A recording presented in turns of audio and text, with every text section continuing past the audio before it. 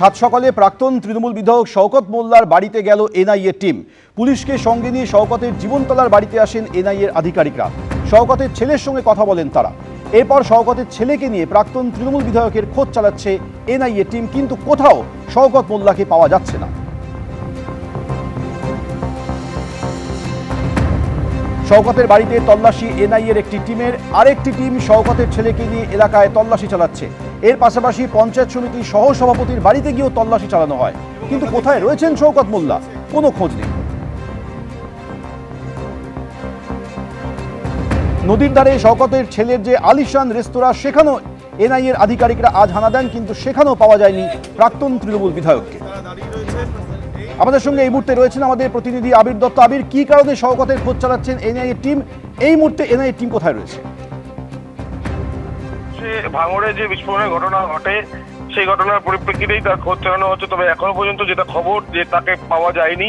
তার ছেলে, তাকে কিন্তু জিজ্ঞাসাবাদের পরে বিভিন্ন জায়গায় নিয়ে যাওয়া হচ্ছে যাতে শওকতের খোঁজ মেলে।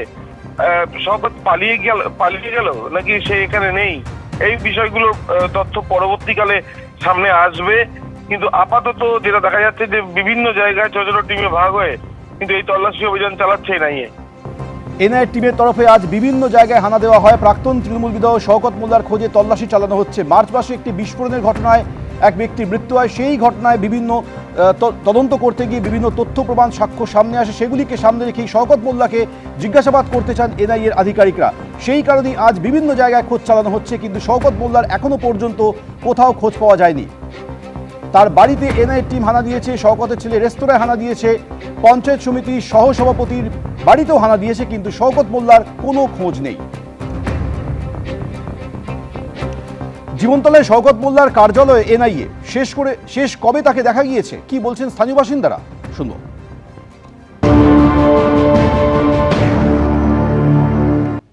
কার্যালয় রয়েছে, সেই কার্যালয়ের লম্বা পাঁচিল, সেই কার্যালয়ের ভেতরে এখন আর কাউকে প্রবেশ করতে দেওয়া হচ্ছে না। এবং তার সাথে সাথে আমরা দেখছি যে এখানে গেট বন্ধ অবস্থায় রয়েছে। পাশে একটি দোকান রয়েছে, তাদের সাথে একবার কথা বলো। শওকত মোল্লাকে শেষ কবে দেখলেন? হ্যাঁ, শওকত মোল্লাকে কালকে দেখা গেছিল? কালকে দুপুরে দেখেছিলাম। কোথায়? এই রাস্তাতে গাড়িতে গিয়েছে, তারপরে রাত্রে দেখিনি। 8টার সময় বন্ধ করছিল গিয়ে দোকান। শেষ কটার সময় দেখেছিলেন বল? ওই 12টা থেকে হবে, দূরে গিয়েছিলাম। আচ্ছা, গতকাল তো দেখলেন এখানে, তার আগে কয়েকদিনও কি এখানেই উনি ছিলেন? হ্যাঁ, ছিল। আজকে সকাল থেকে আর আজকে দেখি না। এনআইএ অফিসাররা আপনার কাছে এসেছিল? হ্যাঁ, জিজ্ঞাসা করছিল। বলছি এখানে আছে কি, আমি বলতে পারবো না। বললাম কোথায় গেছে? অন্য কোনো বাড়ি আছে? না, অন্য কোনো বাড়ি নেই। এলাকার মধ্যেই ছিল। গতকালও? এলাকার মধ্যে কালকে, হ্যাঁ কালকেও ছিল, কাল দুপুরে। তারপর থেকে আর দেখা যায়নি। ছেলে বলেছিল এদিক সেদিক ঘোরাঘুরি করছিল, কাল পর্যন্ত দেখেছি। এই কার্যালয়ের একজন ব্যক্তি, তাকে এখানে বসিয়ে রাখা হয়েছে। সেই ব্যক্তি এখানে রয়েছে বসে, এবং সেন্ট্রাল ফোর্সের 2 জওয়ানকে আমরা দেখছি কার্যালয়ের সামনে।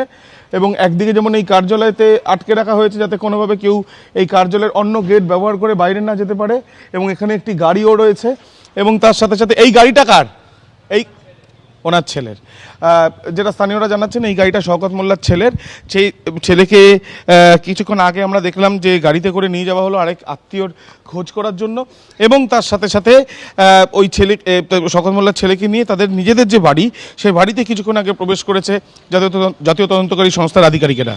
এবিপি আনন্দ, এগিয়ে থাকে, এগিয়ে রাখে।